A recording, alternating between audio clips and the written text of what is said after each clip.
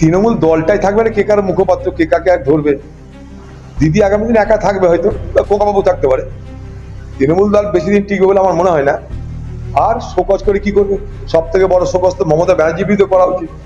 বাংলা মানুষ শোকজ তো করে দিয়েছে, করে দিয়ে তাকে ক্ষমতা থেকে তাড়িয়েও দিয়েছে। মমতা ব্যানার্জি সরকারি কর্মচারীদের ভালো মন্দ স্বার্থ নিয়ে কোনোদিন পরোয়া করেননি। কারণ আমি এর আগে এই কথাগুলো বলেছি, কারণ বাংলার মুখ্যমন্ত্রী বিশ্বাস করেন যে সরকারি কর্মচারীদের যে ভোট, সেই ভোটে বাংলার ভাগ্য নিয়ন্ত্রণ হবে না। অর্থাৎ যে গরু দুধ দেবে তাকে খাওয়াও, যে গরু দুধ দেবে না তাকে না খাইয়ে রেখে দাও। কলকাতার মেয়র পদ তাদের দখলে তা আনার তারা চেষ্টা করবেই। তবে গোটা রাজ্য যখন দখল করেছে, তখন আগামী দিনে তার নিচের যে ক্ষমতার যে সমস্ত প্রতিষ্ঠান, সেগুলোকে দখল করার চেষ্টা করবে। এখন কিভাবে দখল করবে জানি না। আমার দাবি, তারপর তোমাদের কথা, ঠিক আছে?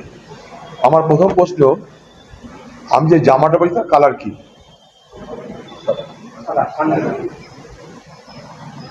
সাদা বলতে হবে?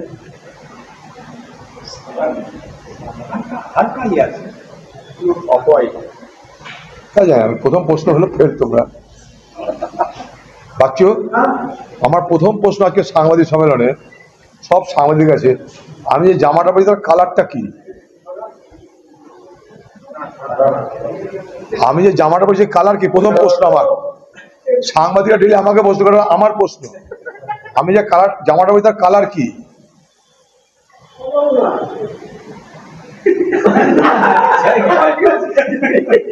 সাদা থেকে ভোট বেশি, হালকা সবুজ, মানে একটা ইয়ে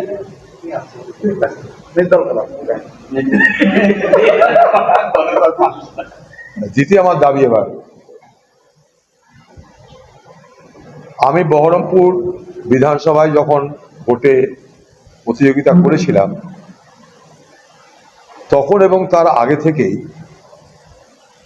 তার আগে অল্প অল্প করে, কিন্তু ভোটে দাঁড়ানোর পর আমি বহরমপুর শহর জুড়ে যারা টোটো চালক, তাদের অভিযোগের কথা বিস্তারিতভাবে আমি শুনেছি। এই টোটো চালকরা মূলত তারা বেকার ছেলে,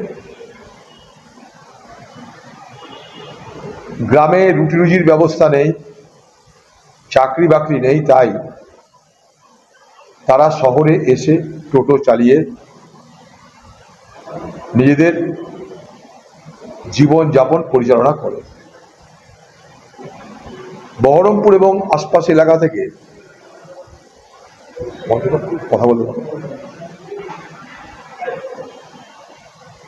বহরমপুর এবং আশেপাশের এলাকা থেকে শিক্ষিত অথবা বেকার, বেরোজগার যুবকদের একটা বড় অংশ তাই আমরা দেখতে পাই টোটো চালক হিসাবে। এই টোটো চালকদের উপর একটা অদ্ভুত ধরনের আর্থিক নির্যাতন হচ্ছে, অর্থনৈতিক শোষণ হচ্ছে, আর্থিক নির্যাতন হচ্ছে। সেটা কি? এই টোটো চালকরা রাজ্য সরকারের কাছে তাদের টোটো চালানোর জন্য একটা ফিস দেয়, ট্যাক্স দেয়। সেই টোটো চালকদের আবার দ্বিতীয়বার এই শহরের পৌরসভা ট্যাক্স আদায় করে। অর্থাৎ একটা টোটো চালানোর জন্য তাকে দু ধরনের ট্যাক্স দিতে বাধ্য করা হয়। ফলে তাদের লাভের গুড় পিঁপড়েতে খেয়ে নেয়। তারা যে লাভটা করে, একটা বড় অংশ এইভাবে ট্যাক্সের জন্য তাদের পকেট থেকে বেরিয়ে যায়। তাই টোটো চালকদের একটাই বক্তব্য, যে আমরা যখন রাজ্যকে ট্যাক্স দিচ্ছি, রাজ্যের অধীনেই তো পৌরসভা, তাহলে পৌরসভা আলাদা করে ট্যাক্স চাইছে কেন?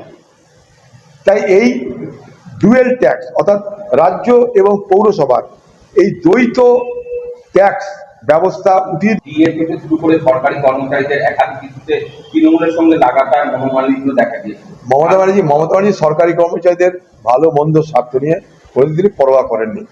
কারণ আমি এর আগে এই কথাগুলো বলেছি, কারণ বাংলার মুখ্যমন্ত্রী বিশ্বাস করেন যে সরকারি কর্মচারীদের যে ভোট, সেই ভোটে বাংলার ভাগ্য নিয়ন্ত্রণ হবে না। তাই তিনি অন্য বাংলার মায়েদের, বাংলার কৃষকদের, বাংলার বেকারদের, তাদেরকে খাতিরদারি করার জন্য সেখানে টাকা ব্যয় করেছেন। কিন্তু সরকারি কর্মচারীদের যেটা ন্যায্য পাওনা, সেই পাওনা থেকে বঞ্চিত করেছেন।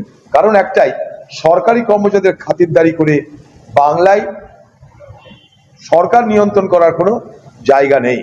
তাই সরকার বানাতে গেলে যাকে দিলে লাভ হবে তাকে খাতিরদারি করো। অর্থাৎ যে গরু দুধ দেবে তাকে খাওয়াও, যে গরু দুধ দেবে না তাকে না খাইয়ে রেখে দাও। প্রার্থীতে হেরেছিল মমতা বন্দ্যোপাধ্যায়, গেরুয়া শিবিরের প্রার্থী নজরে থাকবে ছোট লালু গাড়ি। হওয়া তো উচিত, কারণ পশ্চিমবঙ্গের রাজধানী কলকাতা, কলকাতার মেয়র পদ তাদের দখলে তো আনার তারা চেষ্টা করবেই। কারণ গোটা রাজ্য যখন দখল করেছে তখন আগামী দিনে তার নিচের যে ক্ষমতার যে সমস্ত প্রতিষ্ঠান সেগুলোকে দখল করার চেষ্টা করবে। এখন কিভাবে দখল করবে জানি না, তৃণমূল দল ভাঙিয়ে করবে না নির্বাচনের মাধ্যমে নতুন করে মানুষের ম্যান্ডেট নিয়ে করবে, সেটা বিজেপি পার্টি জানে। সৌগত রায় জানি না সৌগতরা কেন এই কথা বলছে, আমার মনে হয় বলাচ্ছে। কারণ সৌগতরা খুব ভালো করেই জানে যে একটা বিধানসভা লোকসভা যেখানে সংখ্যা গরিষ্ঠের মতামতই প্রতিফলিত হয়, সেখানে সৌগতরের মতো বিদ্বান ব্যক্তি কি করে এই কথা বলে জানা নাই। হয়তো মমতা ব্যানার্জি বলছে সৌগত আমাকে একটু বাঁচার কিছু একটু বলুন, তাই হয়তো বলছে। সাধারণ সম্পাদক এবং আপনাকে জানানো হয়নি, তিনি আক্ষেপ করেছেন যে জানাতে পারলেন না যে হারের দায় নিয়ে কিন্তু তিনি দল ছাড়েন, বললেন যে কংগ্রেসের হারের পর দল ছাড়তে। তার স্বাধীন সিদ্ধান্ত করো। তৃণমূল দলটাই থাকবে না, কে কার মুখপাত্র, কে কাকে আর ধরবে। দিদি আগামী দিন একা থাকবে হয়তো, খোকাবাবু থাকতে পারে। তৃণমূল দল বেশি দিন টিকবে বলে আমার মনে হয় না। আর শোকজ করে কি করবে? সব থেকে বড় শোকজ তো মমতা ব্যানার্জির বিরুদ্ধে করা উচিত। বাংলা মানুষ শোকজ তো করে দিয়েছে, করে দিয়ে তাকে ক্ষমা থেকে তাড়িয়েও দিয়েছে।